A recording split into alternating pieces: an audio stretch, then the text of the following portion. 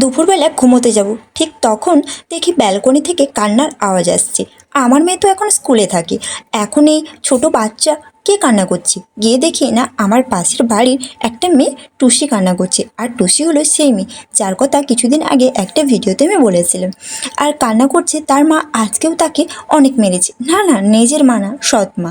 কারণ জিজ্ঞাসা করতে বলল কিছুদিন আগে তার ভাইয়ের নাকি জন্মদিন পালন হয়েছিল, আর সে তাই জন্য নিজের জন্মদিনে একটা কেক আনতে বলেছিল। এটাই নাকি তার সবচেয়ে বড় অপরাধ, তাই জন্য তাকে মারা হয়েছে। নিজের মাকে খেয়ে বসে আছে জন্মের পর থেকে, আবার নাকি কেক খেয়ে পেট ভরাবে। কেন, মাকেই তো খেয়েছে। কথাটা শুনে অনেক কান্না করেছে, আর মায়ের কথা খুব মনে পড়ছিল। তাই ওর কান্না থামিয়ে বললাম, একটু বিকেলের দিকে আসিস। আমার মেয়ের একটা নতুন জামা ছিল, সেটা দিয়ে আর এই সাধারণ ঘরোয়া উপায়ে কেক বানিয়ে ওর জন্মদিনটা সবাই মিলে সেলিব্রেট করলাম। ওকে আশীর্বাদ করবেন, ওই জন্য অনেক ভালো থাকে।